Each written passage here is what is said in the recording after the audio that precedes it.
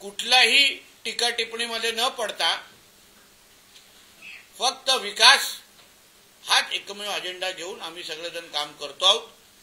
आम्ही मतं मागतो आहोत आणि पुढचे 2 दिवस 1 तारीख रात्री 10 वाजेपर्यंत आम्ही हाच विषय वारंवार मतदारांपर्यंत घेऊन जाणार आहोत आणि 2 तारखेला मतदारांकडून आशीर्वाद मागणार आहोत। धन्यवाद। नितेशजी, सिंधुदुर्ग जिल्ह्यातली आताची सगळ्यात मोठी बातमी अशी आहे की आपले थोरले बंधू आणि शिवसेना आमदार निलेश राणे यांच्यावर गुन्हा दाखल झालेला आहे। भाजप पदाधिकाऱ्याच्या घरात घुसल्याप्रकरणी हा गुन्हा दाखल झालेला आहे। तुमची प्रतिक्रिया काय? मला असं वाटतं, मी पहिला ही पत्रकार परिषद सुरू असताना मी तुम्हाला सुरू केल्यावरच सांगितलं, आम्ही ही निवडणूक विकासाच्या अजेंडावर लढवतो आहे। आमच्यासाठी मतदार हा केंद्रबिंदू आहे आणि म्हणून भारतीय जनता पक्ष म्हणून मतदारांना काय हवं आहे, मतदारांची स्वप्न कुठली पूर्ण करायची आहे, मतदारांची आशा आकांक्षा काय आहेत आणि आमची बाजू कशी भक्कम आहे हे सांगण्यासाठी ही निवडणूक लढवतोय। निवडणूक आयोगाने काय करावं, पोलीस खात्याने काय करावं हे सांगण्यासाठी ही आमची निवडणूक नाही किंवा आम्ही लढवत नाही। आजची पत्रकार परिषद पण भारतीय जनता पक्षाचा एक नेता म्हणून, कार्यकर्ता म्हणून माझ्या सर्व सहकाऱ्यांबरोबर परत एकदा मतदारांना साथ घालणं, परत एकदा मतदारांसमोर आमची बाजू मांडणं या दृष्टिकोनातून ही घेतलेली पत्रकार परिषद आहे। तुम्ही आमदार दीपक केसरकरांबद्दल म्हटलं होतं की त्यांचा छुपा पाठिंबा तुमच्या सोबत आहे। ते म्हणतात की असं काहीतरी मी बरा नसताना माझ्याबद्दल गैरसमज पसरवणे चुकीचं आहे आणि लोकांकडून भावनिक मतदान घेणं। मला असं म्हणणं आहे की आजारपण आणि निवडणुकीचा काय संबंध हे मला पहिले सांगा। हा संबंध मला असताना मला कोणीतरी विश्लेषण करा किंवा मला समजवा, माझ्या ज्ञानात भर टाका। कोण आजारी आहेत, बरे आहेत, प्रत्येक बरेच राहावेत अशी आमची सगळ्यांची अपेक्षा आहे। फक्त मुद्दा माझा एवढाच आहे की जे प्रश्नाचं मी मूळ उत्तर दिलेलं आहे, श्रद्धाताईंच्या उमेदवारीला राजघराण्याने केलेलं आमच्या सावंतवाडीमध्ये जे काही योगदान दिलेलं आहे, आमच्या लखमराजेजींनी जे पत्रकार परिषद घेतली त्याच्यामध्ये त्यांनी स्पष्ट आपली भूमिका राजघराण्याचे एक सदस्य म्हणून केलेली आहे। उद्या राजघराणं म्हणून सावंतवाडीमध्ये जसं आतापर्यंत सुंदरवाडीचा पूर्ण प्रवास हा राजघराण्याच्याच आशीर्वादाने होत आलेला आहे, तशीच पुढचाही प्रवास अजून चांगला करण्याच्या दृष्टिकोनातून राजघराणंच त्याच्यामध्ये चांगली केंद्रस्थानी असणार आणि प्रत्येक बाबतीमध्ये ते सहकार्य करणार। आता यावर आदरणीय दीपक केसरकरजींनी सांगावं की राजघराणे जे बोलताय त्याला मला पाठिंबा नाही। माझ्या प्रश्नाला टोलवाटोलवी करणं म्हणजे प्रश्नाला उत्तर देणं आणि आजारपणाचं कारण बाहेर आणणं असं नाही। केसरकरजी बरे व्हावेत, असे अतिशय ठणठणीत व्हावे अशी आमची सगळ्यांची अपेक्षा आहे आणि होतीलच। त्यांनी असं म्हटलं की आपला राजकीय अस्तित्व संपवण्याचा काही विरोधकांकडून कट रचला जातो। सावंतवाडीकरांनी नितेशजी, त्यातलंच एक विधान आहे। काल दीपक केसरकर असं जाहीर सभेत म्हणाले की नारायण राणे यांचं सिंधुदुर्गातलं राजकीय महत्व कमी करण्यासाठी कट रचला जातो आहे। हे कोण म्हणतंय? दीपक केसरकर म्हणतात आणि तुमच्या बंधू किती लोक बघा हसतायत। दीपक केसरकरजींनी असं सांगावं की राणे साहेबांचा संपवण्याचा कट रचला जातो हे दीपक केसरकर साहेब म्हणतायत। मग 14 पासून कोणी काय केलं? किती हसतायत बघा। 2014 पासून कोणी सुरुवात केली? राणे साहेबांच्या विरोधात दहशतवाद हा विषय कोणी चुकीची त्यांची प्रतिमा खराब केली? 14 पासून ते 24 पर्यंत हा जो काही प्रवास राणे साहेबांचा आणि राणे कुटुंबाचा झालेला आहे त्याची सुरुवात कोणी केली? 2014ला। तुम्ही ज्येष्ठ पत्रकार आहात, तुम्हाला माहिती आहे 14ला काय झालं। कोणी निलेश राणे साहेबांच्या विरोधात पहिला शंडू ठोकला 2014ला खासदार ते असताना लोकसभेला, आणि तेच म्हणतायत, म्हणून हसायला आलं, तेच म्हणतायत की राणे साहेबांना संपवण्याचा कट रचला जातोय। अहो, भारतीय जनता पक्षाने सन्मान्य राणे साहेबांना जो सन्मान दिला, भारतीय जनता पक्षाने जो राणे साहेबांबरोबर आज पूर्ण राणे साहेबांना जे काही ताकदीने उभं केलेलं आहे, आज भारतीय जनता पक्ष नसता तर राणे साहेबांनी ही पूर्ण ताकद उभी राहिली नसती। तेव्हा हेच सगळे विरोधात होते राणे साहेबांना संपवण्यासाठी. पण भारतीय जनता पक्ष आमच्यावर उभा राहिला. भारतीय जनता पक्षाने मान सन्मानाने साहेबांना पक्षामध्ये घेतलं. भारतीय जनता पक्षाने साहेबांना खासदार बनवलं. भारतीय जनता पक्षानेच आम्हा लोकांना, आम्ही असो आमचे सहकारी असो, आम्हाला बरोबर घेतलं, आशीर्वाद दिला, प्रत्येकाला पदं दिली, मला आमदार केला, मला मंत्री केलं, सन्मान्य राणे साहेबांना केंद्रीय मंत्री केलं. ह्याच भारतीय जनता पक्षाने केलं, ह्याच आदरणीय नरेंद्र मोदीजींनी केलं, ह्याच आदरणीय अमित शाह साहेबांनी केलं, ह्याच आदरणीय आमच्या फडणवीस साहेबांनी केलं, ह्याच आदरणीय रवी चव्हाण साहेबांनी केलेलं आहे. तेव्हा नाही आलं यांच्यातलं कोण. भारतीय जनता पक्षाने तर ह्या सगळ्या हे दिवस आम्हाला दाखवलेले आहेत.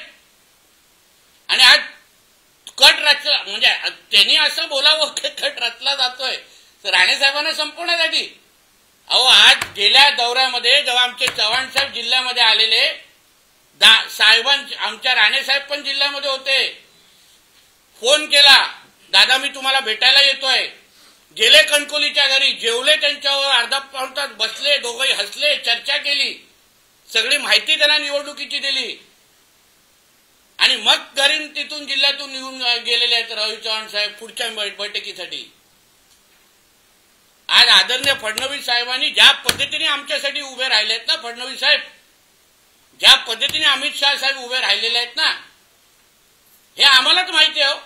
आम्हाला माहिती आहे ना, 2014च्या नंतर आमच्यावर कोणी केसेस टाकल्या, आम्हाला कोणी जेलमध्ये पाठवलं, हे सगळं माहिती आहे. पण आम्हाला, जसं मी तुम्हाला सुरुवातीला काय बोललो, महायुती आणि एनडीए मान ठेवणं हे आमच्या वरिष्ठांनी आम्हाला सांगितलेलं आहे. कोणी किती काय बोललं तरी तुम्ही बोलायचं नाही, तुम्ही शांत भाषा, तुम्ही विकासाची भाषा करायची. आपल्याला निवडणूक हे ह्या सिंधुदुर्गच्या सावंतवाडी, कणकवली, मालवण, वेंगुर्लाच्या जनतेला केंद्रस्थानी ठेवून लढवायचं आहे. महायुती टिकवण्याची जबाबदारी ही आमची आहे. आम्ही सगळी भूमिका, तुम्ही म्हणून बोललो ना दिनेशजी, आमची भाषणं बघा 11-12 दिवसाची, आमच्या कोणाचे इंटरव्ह्यू बघा, एका तोंडाने आम्ही महायुतीवरच्या घटक पक्षावर टीका केलेली नाहीये, एका तोंडाने केलेली नाहीये. एक इंटरव्ह्यू मला दाखवा जिथे आम्ही त्यांच्यावर टीका केलेली आहे. आणि म्हणून आम्हा लोकांना ह्या सगळ्या गोष्टी बोलणं, आम्ही संयम ठेवून आहोत 2 तारखेपर्यंत. आम्ही कोणाला काय नाही बोलणार.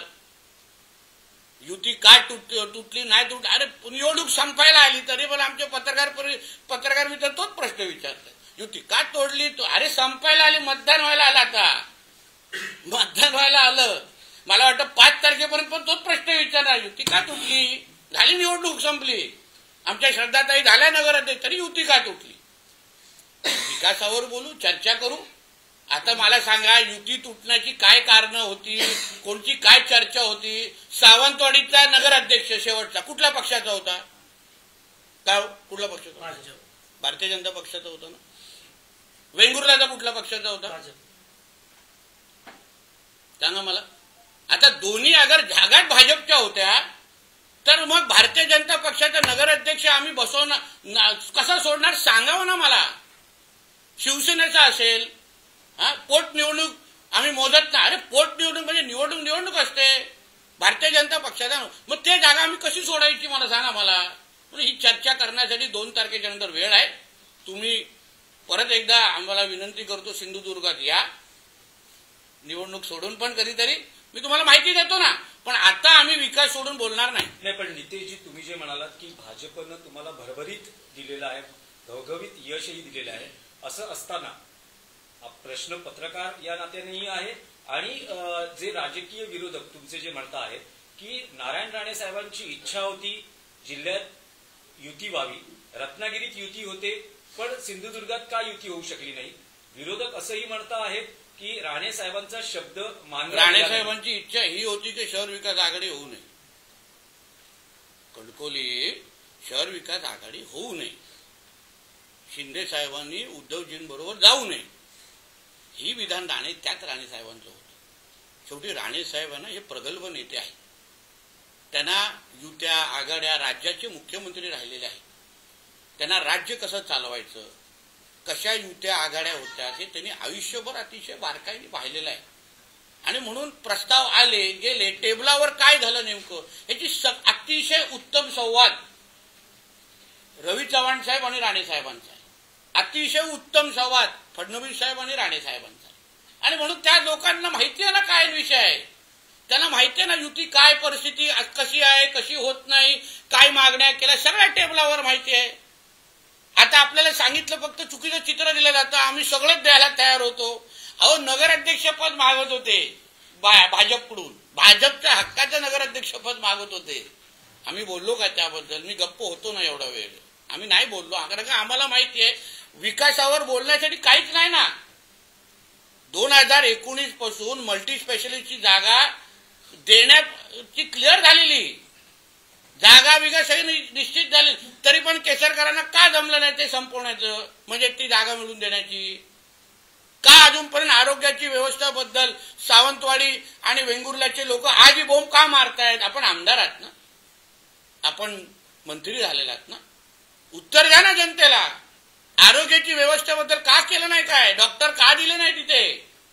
का लोकांना आरोग्यासाठी आज बांबुली म्हणून गोव्याला जायला लागतंय? सांगा, उत्तर द्या.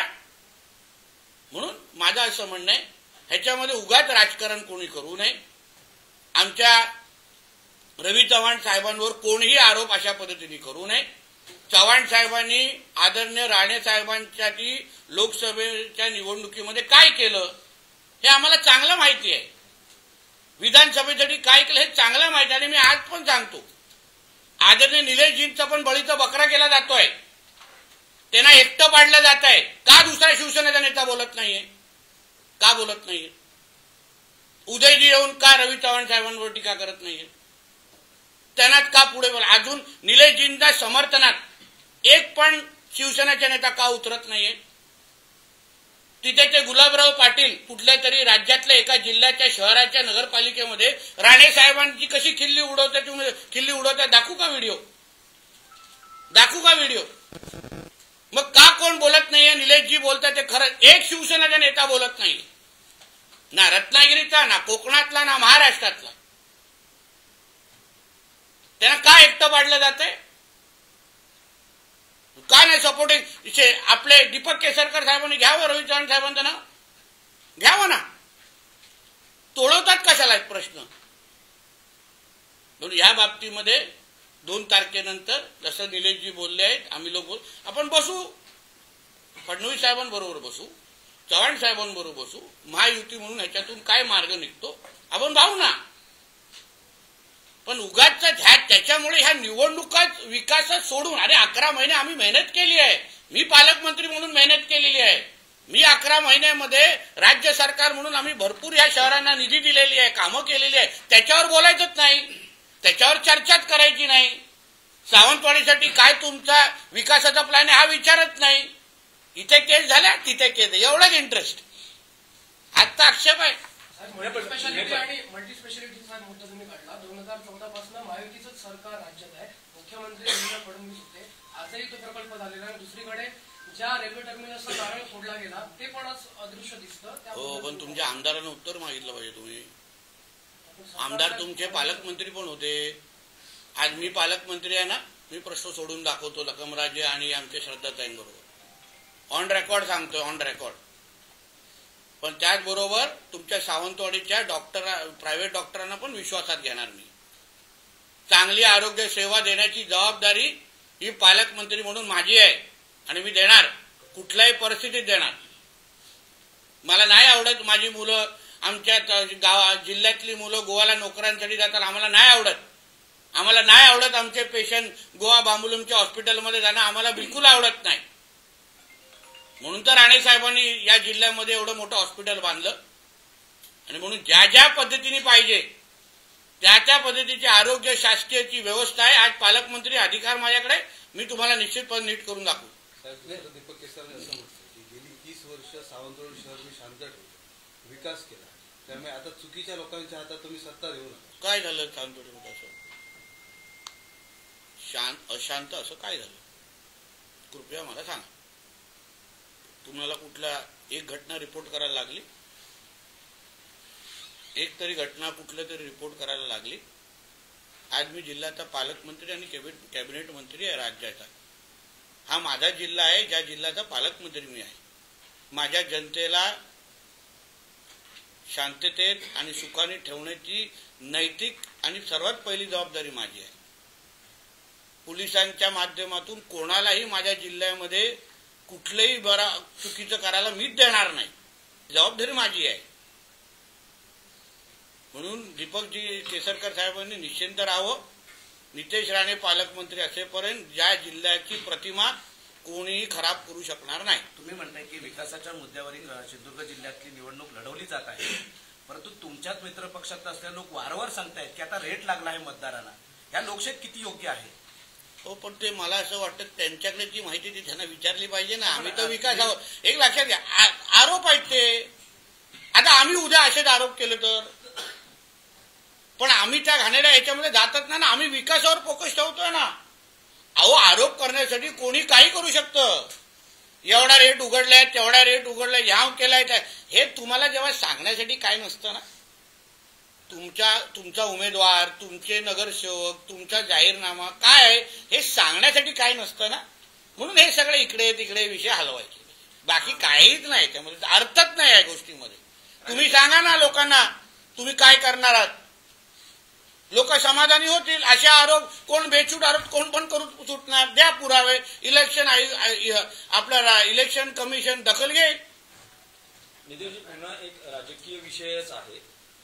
मुद्दा असा आहे की निलेश राणे असं म्हणत आहेत की सिंधुदुर्गात युती झाली नाही, यासाठी त्यांनी जबाबदार धरलं आहे प्रदेशाध्यक्ष रवींद्र चव्हाण यांना. राणे कुटुंबावर काही पर्सनल राग आहे, त्यातूनच ही युती झाली नाही. आणि 2 तारखेनंतर मी युती बाबतीत बोलेन असं जे रवी चव्हाण म्हणाले, ते म्हणाले ही स्ट्रेट वे धमकी आहे. असं आहे ना दिनेशजी, आम्हाला आमच्या जिल्ह्याच्या निवडणुकांना विकासावर लढवायचं आहे. असं आहे. म्हणून आम्ही विकासावरच उत्तर देणार. ह्या बाबतीत आता मी तुम्हाला काय बोलू, निवडणूक संपायला आलेली आहे तरी तुमच्याकडे तो जो काही चिंगम अडकला आहे ना ते तुम्ही काढत नाही आहात. युती का झाली नाही, युती हे झाले, त्याची उत्तर देण्यासाठी 2 तारखेच्या नंतर आहे ना. आता जनतेच्या अपेक्षा आमच्याकडून वेगळ्या आहेत. राज्यकर्ते म्हणून, कार्यकर्ते म्हणून लोक फार बारकाईने बघतायत की तुम्ही माझ्यासाठी काय करणार आहात. पुढची 5 वर्ष 2 डिसेंबर 2025 होणारा मतदान पुढच्या 5 वर्षानंतर होणार आहे. मध्ये मतदारांना कुठलीच संधी नाही. आम्हाला संधी आहे 4 तारखेला तुम्हाला उत्तर द्यायला, 5 तारखेला उत्तर द्यायला, 6 तारखेला उत्तर द्यायला या सगळ्या युती आणि आघाड्याबद्दल. पण जनतेला त्यासाठी 5 वर्षासाठी एकच तारीख मिळणार आहे. ती कशाला आम्ही त्यांच्या हातातून घालून देऊ. पहिला जनतेच्या इच्छा आकांक्षा आम्ही पुरं करणार आणि मग 2 तारखेच्या नंतर काय बोलायचं ते बोलणार. आम्हाला काही आम्ही कुठेही पळून जात नाही. प्रत्येक प्रश्नाचं उत्तर देऊ, फक्त त्या 2 तारखेच्या नंतर. ही निवडणूक कोणी कितीही प्रयत्न केलं, कोणी कितीही जोर लावला, कोणी कितीही स्वतःचा पत्रकारितेचा अनुभव वापरला, पण आम्ही ही निवडणूक विकासाच्या अजेंड्यावरून जाऊन देणार नाही. 2 तारखेनंतर महाराष्ट्राच्या राजकारणात काही वेगळं घडू शकतं का? 2 तारखेनंतर 2 डिसेंबर नंतर महाराष्ट्राच्या राजकारणात सिंधुदुर्गाचे 4चे 4 नगरपालिका हे भारतीय जनता पक्ष स्वबळावर लढणार, हेच वेगळं होणार. पण महाराष्ट्रात काही असं सगळे भारतीय जनता पक्षाचे जास्तीत जास्त नगरसेवक निवडून, नगराध्यक्ष निवडून होणार, हेच वेगळं होणार. इतिहास घडणार आहे 3 तारखेला. म्हणजे ही सुरुवात आहे स्वबळाची. नाही, जिथे जिथे आम्ही स्वबळावर लढतोय, जिथे आम्ही स्वबळावर लढतोय भारतीय जनता पक्ष म्हणून, तिथे आमचा कमळ चिन्हाचा नगराध्यक्ष निवडून येणार. काही जागे आम्ही महायुती म्हणून लढतोय. उदाहरण रत्नागिरीमध्ये महायुती म्हणून लढतोय, तिथे महायुतीचा नगराध्यक्ष येणार. म्हणजे हाच तो इतिहास 3 तारखेच्या नंतर घडणार आहे. हे तुम्हाला कळलंच नाही गुगली आमच्या चव्हाण साहेबांची, तुम्ही शोधत बसलाय त्याच्यात काय. पण भविष्यात महाराष्ट्रात सिंधुदुर्ग पॅटर्न दिसू शकतो तो त्या वेळी घेण्याचा तो निर्णय हो. आम्हाला या आमच्या कार्यकर्त्यांनी, प्रदेशच्या लोकांनी जे काय आम्हाला लोकांनी चर्चेतून आम्हाला जे निष्पन्न झालं त्याप्रमाणे आम्ही सगळेजण लढतोय. रत्नागिरीमध्ये वेगळी परिस्थिती आहे, रायगडमध्ये वेगळी परिस्थिती आहे, पालघरमध्ये वेगळी परिस्थिती, ठाण्यामध्ये वेगळी परिस्थिती आहे. त्या जिल्ह्याच्या अनुसार लढू ना आपण. उद्या राज्याचे उपमुख्यमंत्री सिंधुदुर्गात प्रचारासाठी येत आहेत. राज्याचे मुख्यमंत्री 3च ठिकाणी येत आहेत, आमच्या कणकोलीत येत नाही. जरा विचारा, सांगा ना कणकोलीत यायला. उद्धवजींच्या जिल्हा प्रमुखांसाठी प्रचार करण्यासाठी एकनाथ शिंदे साहेब आमचे वरिष्ठ नेते आहेत, फार ज्येष्ठ नेते आहेत. त्यांना सांगा आमच्या कणकोलीत पण या. शहर विकास आघाडी आणि उद्धवजींच्या जिल्हा प्रमुखांसाठी निवडणूक मतदान मागण्याचे, तिथे काय येत नाही. 3च जागी ऐकलं मी ठिकाणी आहे, 3च जागी प्रचार आहे त्यांचा. तुमचे जवळचे संबंध विचारा त्यांना. पण कणकवलीत काय येत नाही तुमचं काही विश्लेषण त्यांना विचारायला पाहिजे ना. मग आम्हाला आमची इथे 3 जागी कार्यकर्ता नाही, मग तिथे का नाही? कणकवलीत उद्धवजींच्या जिल्हा प्रमुखांसाठी काय येत नाहीये? पॅनलमध्ये उभाटा, शिंदे सेना सगळे आहेत तिथे. राणेसाहेब, सिंधुदुर्ग जिल्ह्यात म्हटलं की 2014 पासून ते 24 पर्यंत लोकांनी दहशतवाद, भ्रष्टाचार हे सगळ्या मुद्द्यांवर निवडणुका भावनिक मुद्द्यावर लढवल्या गेल्या. लोकसभेमध्ये नारायण राणेंना भरभरून लोकांनी इथल्या मतदान केलं. विधानसभेत तुम्हाला महायुतीला मतदान केलं. लोकांना इथली अपेक्षा सिंधुदुर्गवासियांना आहे विकासाच्या मुद्द्यावर निवडणूक व्हावी. तुमचे आरोप प्रत्यारोप आम्हाला नको. मग आता या निवडणुकीला वारंवार विकासाचे मुद्दे सोडून भावनेच्या मुद्द्यावर तुम्हाला मी माझ्या प्रचार प्रमुख बनवणार. माझी भाषा बोलतोय तू. भावनेच्या हेच मुद्द्यावर तर मी बोलतोय पत्रकार परिषदेमध्ये. याचे नाम लिहून गेले बाबा. एकनाथ शिंदेजींच्या सभेला उत्तर देण्यासाठी हे, तर हेच तर मी बोलतोय ना. अरे बाबा, विकासाच्याच अजेंडावर लढवायचं. सांग ना तुझ्या मुंबईच्या मित्राला. साहेब इथे असं होतंय की काय हो म्हणते, काय हो? तर प्रत्येक वेळी कट रचला जातोय म्हटलं जातंय, आम्हाला संपवलं जात आहे. हे मुद्दे आणून लोकांना काय ते कन्फ्युज केलं जात आहे. त्या दीपक केसरकर यांचं असंही म्हणणं की राणेसाहेब प्रचारात दिसत नाहीये. हो, कारण का तो राणेसाहेबांनी घेतलेला निर्णय. राणेसाहेब ज्येष्ठ नेते आहेत, त्यांनी ठरवावं कुठे प्रचार करावं का नाही करावं. त्या दिवशी कणकवलीच्या आमच्या सगळ्या उमेदवारांना भेटले, आशीर्वाद पण दिले. ठरवलं ना त्यांनी. तो राणेसाहेबांचा प्रश्न आहे. राणेसाहेब टॅक्स फ्री आहेत. साहेब, एक स्थानिक प्रश्न आहे.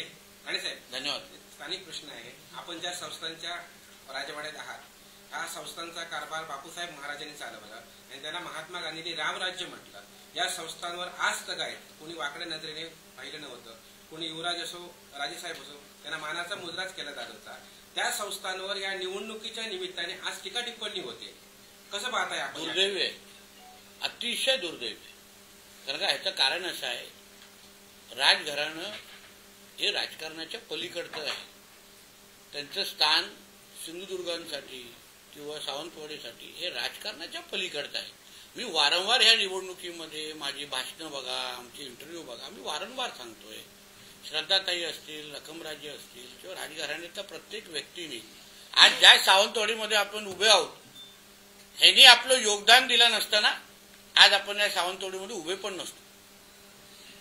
म्हणून या राजघराण्याच्या घरातला एक व्यक्ती जेव्हा अगर निवडणुकीसाठी लढत असेल, तेव्हा जाऊन आपण टीका टिप्पणी करतोय, त्यांच्यावर टीका करतोय.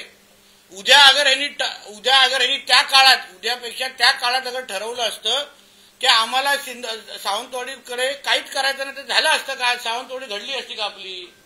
म्हणून ह्यांच्यावर टीका करणं म्हणजे सावंतवाडीच्या अस्मिता आणि स्वाभिमानावर टीका करण्यासारखी बाब आहे.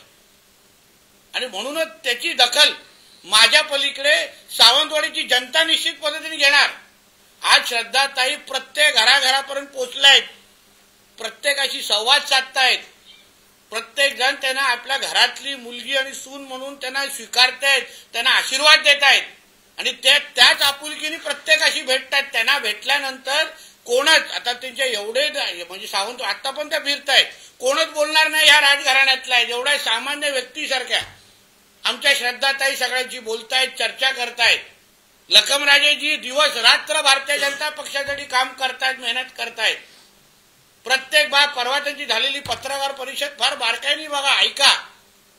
आणि म्हणून या सगळ्या गोष्टी आज राजघराण्याच्या बाबतीवर नुसतं घाणेरडं राजघराणे संपला, ह्याचं उत्तर 3 तारखेला भेटेल. साहेब, सावंतवाडी शहराची लोकसंख्या दिवसेंदिवस वाढत असली तरी सह्याद्री पट्ट्यातील अनेक लोक या ठिकाणी स्थायिक होतात. मात्र या ठिकाणचे युवक आहेत, सुशिक्षित बेरोजगार आहेत, ते पुणे, गोवा, मुंबई येथे स्थलांतरित होतात. काही लोक अपडाऊन इकडनं गोव्यात नोकऱ्या करतात, रस्त्यात त्यांचे अपघात होतात. एकुलता एक कुटुंबातला करता मुलगा त्याच्या अपघातात बळी ठरतो. या ठिकाणी चांगलं हॉस्पिटल नाही, त्याचप्रमाणे या ठिकाणी रोजगार पण नाही. रोजगारासाठी आपलं ह्याच्यामध्ये दोडागावमध्ये आडाळी MIDC आहे, त्याबाबत आपलं काय धोरण असणार आणि हॉस्पिटल मल्टीस्पेशालिटी हॉस्पिटल ठराविक टाइम बॉम्ब काय असणार? असं आहे की रोजगाराच्या दृष्टिकोनातून आपण या सरकारच्या पहिल्या वर्षामध्ये आहोत. पुढची 4 वर्ष आहे आणि पुढची 5 वर्ष माझ्या खात्याच्या दृष्टिकोनातून तरी अगर तुम्ही पाहिलं, मी आज बंदर विकास मंत्री पण आहे. आपल्याकडे रेडी बंदर आहे, गोवा शिपयार्ड आपल्या इकडे प्रकल्प लावण्यासाठी इथे 400 एकर शोधत आहेत. ते लोक इथे हे करणार आहेत. काही बोटी बनवण्याच्या ज्या बॅटऱ्या लागतात बोटी चालवण्यासाठी त्यांची फॅक्टरी आपण इथे आणतोय. कॅन्डेला नावाची बोट जी आपण मुंबईमध्ये तिला जलवाहतूकसाठी वापरणार आहोत त्याची फॅक्टरी आमच्या सिंधुदुर्गामध्ये लागणार आहे. म्हणून ह्या माझ्या दृष्टिकोनातून किंवा माझ्या खात्याच्या दृष्टिकोनातून पण अगर तुम्ही विचारलं तर निश्चित पद्धतीने भविष्य 5 वर्ष जेव्हा आम्ही आमची कारकीर्द पूर्ण करू तेव्हा किमान 60 ते 70% मुलं जे आज गोव्यामध्ये तरुण तरुणी काम करतायत त्यांना परत एकदा आमच्या सिंधुदुर्गामध्ये आणण्याचं काम हे आमच्या महायुतीच्या सरकारच्या माध्यमातून निश्चित पद्धतीने होईल. शिरोड्यामध्ये आपलं पहिलं ताजचं 5 स्टार हॉटेल येत आहे. झी सिने अवॉर्ड सारखे कार्यक्रम आमच्या सिंधुदुर्गामध्ये होत आहेत. म्हणून 5 वर्षाच्या कारकीर्द बघा तरी गावडेजी, तुम्हाला हा प्रश्न 5 वर्षानंतर विचारायला लागणार नाही एवढी काळजी आम्ही घेऊ. मल्टी स्पेशलिस्ट संदर्भात काय करायचं, कसं करायचं सगळ्यांना विश्वासात घेऊन मी परत सांगते. शेवटी इकडला प्रायव्हेट जो डॉक्टर आहे त्यांच्याही बाबतीमध्ये विचार करायला पाहिजे. म्हणून सगळ्यांना विश्वासात घेऊन एक कुटुंब म्हणून श्रद्धाताई असतील आणि आमची पूर्ण टीम एकत्र बसून त्या बाबतीमध्ये निर्णय घेतील. तुमच्या अजेंड्यामध्ये साहेब एक शिरशिंगे धरणाचं पाणी सावंतवाडी शहराला आणलं जाणार असं अजेंडामध्ये आहे, तुमच्या जाहीरनाम्यात आहे. पण केसरकर म्हणतात की ते शिरशिंगे धरण 650 कोटी रुपये मी मंजूर करून आणले आणि आता ते मंजूर झालं आहे, म्हणजे जे गेल्या 10 वर्षापूर्वी होतं. आणि ते शिरशिंगे धरणाचं पाणी सावंतवाडीला कसं येणार? माझगाव धरणामध्ये केलंय, उडेली धरण सावंतवाडी शहराच्या 24 तास पाण्यासाठी केलंय. मग हा शिरशिंगे धरणाचं पाणी कसं?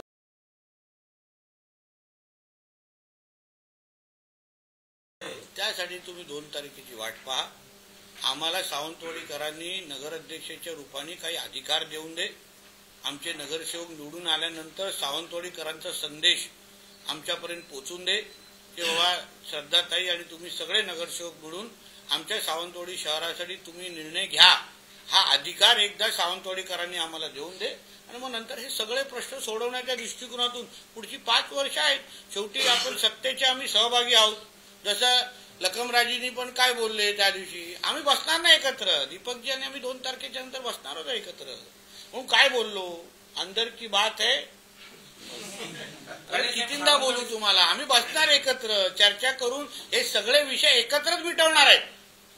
आदरणीय मुख्यमंत्री, आदरणीय उपमुख्यमंत्री, दोन्ही उपमुख्यमंत्री आणि आम्ही सगळेजण महायुती म्हणूनच आम्ही पुढे कारभार करणार आहोत. साहेब, सावंतवाडी शहरातील बहुतांशी जागा, मोक्याच्या जागा नगरपालिकेने आरक्षित करून गेले अनेक वर्षे ठेवले. आपल्या बाजूला माजी नगराध्यक्ष बसले, त्यांना माहिती आहे, पण अद्यापर्यंत त्या आरक्षित जागेवर काही केले गेले नाही. म्हणून बोलतो त्याची योग्य प्लॅनिंग. आता श्रद्धाताईंची काही भाषणं तुम्ही बघा, त्यांच्यासाठी सावंतवाडीचा डेव्हलपमेंटचा प्लॅन पर्यटनाच्या आधारे या सावंतवाडी शहराला 18 प्रकारच्या नागरी सुविधा असो, पर्यटनाच्या दृष्टिकोनातून विविध एंटरटेनमेंट आणि या सगळ्या गोष्टीसाठी ज्या लागणाऱ्या प्रकल्प त्याला लागणाऱ्या ज्या जागा असतील त्यावेळी ह्या सगळ्या गोष्टी वापरल्या जातील. साहेब, तुम्ही मगाशी म्हणालात की अंदर की बात आहे. राजघराण्याचं जेव्हा नाव पुढे आलं सावंतवाडी नगराध्यक्ष पदासाठी, त्यानंतर दीपक केसरकर हे तुम्हाला 2 वेळा भेटले होते. त्यांनी तुमच्याकडे काही प्रस्ताव ठेवलेला होता. ओके, आणि तो प्रस्ताव कुठेतरी तुम्ही स्वीकारला नाही, म्हणून मग आम्हाला हा निर्णय घ्यावा लागला. असं काय नाही. माझ्याकडे जेव्हा विचारलं पहिलं तर मी त्यांना एकच मुद्दा बोललो, जेव्हा राजघराण्यांनी लढवण्याची इच्छा व्यक्त केली आहे तो आपण त्यांच्याशी बोलावं. कारण माझ्यापेक्षा केसरकरजींचे संबंध आणि नाते यांच्यावर अजून वर्षानुवर्षीच आहे. आम्ही तर कदाचित आत्ता आलो असलो तरी केसरकर साहेब आणि राजघराणे हे अतिशय वेगळं नातं आहे. म्हणून मी केसरकरजींना बोललो की साहेब तुम्ही त्यांच्याशी बोला, चर्चा करा. त्यांची इच्छा आहे की भारतीय जनता पक्षाच्याच वतीने त्यांना लढायचं आहे. एक दुसरं आहे, भारतीय जनता पक्षाकडेच नगराध्यक्षाची सीट आहे. पोटनिवडणुकीमध्ये भारतीय जनता पक्षात लढले असल्यामुळे चला आपण या पद्धतीने आपण राजघराण्याचा मान ठेवू असं मी त्यांना बोल. आणि त्यांना हेही बोलतो मला ह्याच्यापेक्षा वेगळा काही निर्णय करायचा असेल तर आपण बोलावं. त्यांनी त्यांच्याशी बोलले, त्यांनी आपलं मत व्यक्त केलं. माझं एवढंच म्हणणं होतं, तसं आमचे केसरकर साहेब मोठ्या मनाचे आहेत. त्यांनी थोडं मोठं मन ठेवून त्यांनी हा निर्णय घेतला असता तर आज ह्या सगळ्या गोष्टी झाल्याच नसत्या ना. झालंच नसतं. हीच तर चर्चा वारंवार होत होती. खालच्या सीटवर काय करायचं आम्ही बसून ठरवलं असतं. त्याच्यात काय मोठी गोष्ट नव्हती. पण हक्काची सीट आमची नगराध्यक्षाची, ज्याच्यावर गेल्या पोटनिवडणुकीमध्ये भारतीय जनता पक्षाचं निवडून आलेलं, तेच अगर सोडायला सांगत असतील तर कसे मान्य करू कोण? साहेब, सावंतवाडीमध्ये उद्धव बाळासाहेब ठाकरे शिवसेना पक्षाचे उमेदवार नगराध्यक्ष देत येताना माजी आमदार जयानंद मटकरांच्या सुनेला उमेदवारी दिली आणि त्यांचे एकंदरीत उमेदवार पाहता आतापर्यंत आपण सर्वच जण म्हणत होता सत्ताधारी पक्ष की उभाट आला, इथे काही मिळणार नाही उमेदवारी. असं असताना सावंतवाडीमध्ये 20 उमेदवार उभे केलेत आणि एका जनता दलाच्या पूर्वीच्या समाजवादी विचारसरणीच्या व्यक्तीला सुनेला उभे केलाय.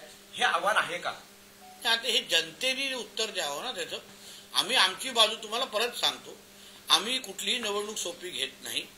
आम्ही प्रत्येक निवडणूक भारतीय जनता पक्ष म्हणून अतिशय त्याच प्रामाणिकतेने, त्याच तळमळीने आणि अतिशय मेहनत घेऊन आम्ही लढवतो. कोण आव्हान आहे, कोण आव्हान, आम्ही एक तर कोणालाही कमी लेखत नाही, कोणालाच कमी लेखत नाही.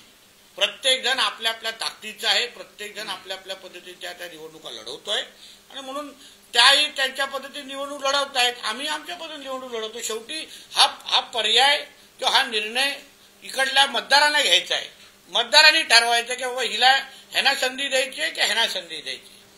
आज उभाटाची अवस्था राज्यामध्ये काय झालेली आहे हे लोकांना माहिती आहे ना. आज राज्यामध्ये त्यांचे किती आमदार आहेत, राज्यामध्ये त्यांना नगराध्यक्ष दिल्यानंतर त्या निधी आणू शकतात का, आमच्याशी संपर्कात राहू शकतात का, सावंतवाडीचा विकास करू शकतात का, हे जनतेने खुल्या डोळ्यांनी पाहावं ना. एवढं सरळ स्पष्ट आहे. भारतीय जनता पक्षाच्या नगराध्यक्ष निवडून आल्यानंतर प्रधानमंत्री, मुख्यमंत्री, पालकमंत्री हे सगळेचे सगळे भारतीय जनता पक्षाचे असल्यामुळे आम्हाला त्यांना निधी देणं अतिशय सोपं होऊन जाईल.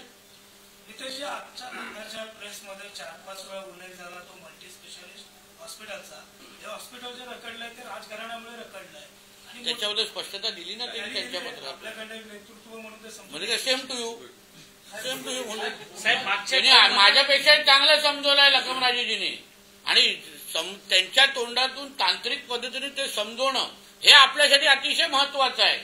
कारण त्या राजघराण्यावर हे लोक आरोप करताय आणि मोती तलावच गायब. अरे कसला काय विषय, ह्यांनीच केलेला आहे त्या सगळ्या गोष्टी. का गायब करा? अरे त्याच्यामुळे तर आमच्या सावंतवाडीचं सौंदर्य आहे. आज अतिशय सुंदर शहर, उलट ह्यांची मदत, सगळ्यांची मदत घेऊन त्याला अजून कसं महत्व वाढू शकतं, त्याचा अजून कसं आपण ब्युटिफिकेशन करू शकतो, त्या बाबतीमध्ये आम्ही सगळेजण काम करणार आहोत. त्यासाठी आम्ही एकटे सगळेजण एकत्र बसणार आहोत. म्हणून उगाच जे गैरसमज राजघराण्याच्या संदर्भात पसरवलं गेले आहेत ना, म्हणून बोल त्याचं उत्तर ना 2 तारखेला जनता देईल. मागच्या टर्ममध्ये भारतीय जनता पार्टीचा नगराध्यक्ष व्हावा यासाठी आपण मेहनत घेतलेली आहे, पण नगराध्यक्षांनी स्पष्ट नकार दिलाय. ते म्हणाले की फक्त रवींद्र चव्हाण आणि श्रीदेव पाटेकरांच्या आशीर्वादाने मी नगराध्यक्ष. जुना विषय लहान आहे, लहान मुलांकडून चुका होतात. वाशिम मध्ये एमआयएमचे जे आमदार आहेत, कोणा वॉशरूम मध्ये वाशिम असं म्हणतायत की एमआयएम म्हणजे पोरांचा खेळ नसून आमच्यावर जेव्हा वेळ येईल तेव्हा गली गली कमी पडेल. पण ही काय धमकी आहे का? ही एमआयएमने अगर आमच्या मातीवर येऊन अगर धमकी दिली असेल तर त्यांना त्यांच्या पाकिस्तान मधला आंबा दाखवण्याची ताकद आमच्या हिंदू राष्ट्रामध्ये चांगल्या पद्धतीने आहे.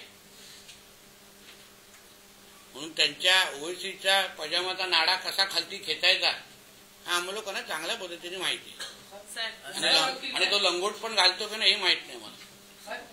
तिला वंतारामध्ये पाठवू नये, त्याला त्याच्या आधीपासून सोडवायच्यासाठी बांधण्यामध्ये काही जण उपोषण करतायत. त्याची मागणी माझ्याकडे येऊन दे. काही गोष्टी मलाही त्यांच्याशी संवाद साधायचा आहे. शेवटी वंतारामध्ये का पाठवलं पाहिजे ह्याच्या बाबतीमध्ये आमच्या फॉरेस्ट डिपार्टमेंटचं काही मत आहे. तिकडे असलेले फॅसिलिटीज, तिथे असलेलं त्याला मिळणारं औषध पाणी आणि सगळ्याच गोष्टी बाबतीमध्ये वंतारा हे जागतिक दर्जाचं एक केंद्र प्राण्यांसाठी तयार झालेलं आहे आणि म्हणून शेवटी प्राण्यांची काळजी हेच आपलं केंद्रबिंदू असल्यामुळे म्हणून त्यांचं जे काही मत आहे आम्ही निश्चित पद्धतीने समजून घेऊ आणि त्यांना आमचीही बाजू म्हणजे वन खात्याची पण बाजू समजण्याचा प्रयत्न करू. शेवटी ओंकार हत्तीची काळजी जशी ते नाही तशी आम्हाला सगळं नाही. साहेब, तुम्ही प्रचारानिमित्त फिरत होता म्हणजे गेले सावंतवाडीमध्ये 3 ते 4 वेळा आलात. सावंतवाडीचा व्यापार म्हणजे लाकडे खेळणे जगप्रसिद्ध आहे. इथला व्यापार आज पूर्णपणे व्यापाऱ्यांची दुकानं सुद्धा बंद होण्याच्या मार्गावर आली आहे. हायवे बाजूला गेल्यामुळे शक्तीपीठ महामार्ग हा सावंतवाडीच्या लगतून जाणार आहे का, किंवा तुम्ही असे प्रयत्न पालकमंत्री म्हणून करणार आहात का? नाही तेच बोलतो ना, आता हे शक्तीपीठ महामार्गाच्या माध्यमातून विकासाचे दरवाजे आपल्याला उघडायचे आहेत ना. म्हणून त्याला जसं 0 पॉईंट असो किंवा मळगाव हे जे काय 2 विषय आहे ज्याच्यावर मी MSRDC बोलतोय, दीपक केसरकरजी पण बोलताय, आणि म्हणून त्या शक्तीपीठच्या माध्यमातून सावंतवाडीचा जो विकास, कारण तुमचा मुद्दा बरोबर आहे, बायपास झाल्यामुळे थोडं महत्व आपल्या शहरात कमी झालं, बऱ्यापैकी कमी झालंय. ते वाढवण्याच्या दृष्टिकोनातून ते प्रयत्न करायला पाहिजेत ना, ते सगळे करणार. राज ठाकरेंनी असं म्हटलंय, नाशिकमध्ये जी वृक्षतोड होते त्याला तिथल्या स्थानिकांचा विरोध आहे, सरकारने उगाच संघर्ष करू नये, समन्वयाची भूमिका द्यावी, मनसे ते लोकांसोबत आहे. नाही, माझं त्याच्या विषयाबद्दल मला योग्य पद्धतीने माहिती नाहीये. सरकारशी बोलत असतील तर सरकारचे त्याच्या संबंधित खात्याचे मंत्री आणि संबंधित खात्याचे अधिकारी त्याबद्दल त्यांना उत्तर देतील. साहेब, ह्या अगोदर पण नगरपंचायतवर भाजपची सत्ता होती, संजू परब नगराध्यक्ष होते, आणि त्यावेळी सुद्धा हॉस्पिटल, मोती तलाव आणि पाण्याचा प्रॉब्लेम सावंतवाडी शहरामध्ये होता. तर त्यावेळी त्याकडे लक्ष का दिला गेला? काही तेव्हा का होतं, आमची पोटनिवडणूक झाली आणि वेळच भेटला नाही. तेव्हा अर्धेच काळ आम्हाला भेटला, पूर्ण काळ आम्हाला भेटला नाही. आणि आता बघा माझं काम किती सोपं करता, कोविड पण लागला त्याच्यानंतर. पण आता ताई सुवर्ण संधी अशी भेटलेली आहे की जसं मी सांगितलं, केंद्रात, राज्यात आणि जिल्ह्यात भारतीय जनता पक्षाची सत्ता आहे, आणि श्रद्धाताई सारख्या अतिशय अभ्यास करणाऱ्या आणि दूरदृष्टी असणाऱ्या एक नगराध्यक्षाचे उमेदवार आम्हाला मिळालेले आहेत. म्हणून पुढची 5 वर्ष सावंतवाडीचा अतिशय वेगळा चेहरामोहरा बदलण्याची जबाबदारी ही आमची असेल. आम्ही काय आमच्या कुठल्याही जबाबदारीतून पळत नाही. ठीक आहे, तेव्हा आम्ही प्रयत्न केला, पण तेव्हा कोविड लागला आणि अन्य विषय नजरेसमोर आले. पण आता सुवर्ण संधी चालून आलेली आहे. काल गोव्यातल्या 2 LED नौकांवर मालवणात कारवाई झाली, मंत्री म्हणून तुम्ही काय सांगाल? माझं अभिनंदन करायला पाहिजे. LEDच्या बाबतीमध्ये आपले शासनाचे, राज्य सरकार म्हणून आमची जी भूमिका आहे ती आम्ही बोलण्यापलीकडे कृतीतून दाखवून दिलेली आहे. काही दिवसा अगोदर मालपीकडून आलेल्या बोटी असतील, आता गोव्याच्या LED हे आमच्या राज्यामध्ये सहन होणार नाही, आमची पॉइंट ब्लँक भूमिका आहे. म्हणून कुठल्याही बाबतीचे आम्ही गय करणार नाही, आणि जे येतील त्यांना परत पाठवण्याची काही सोय नाही. म्हणून माझ्या खात्याच्या अधिकाऱ्यांचं मी कौतुक करीन की ते अतिशय चांगलं काम केलेलं आहे.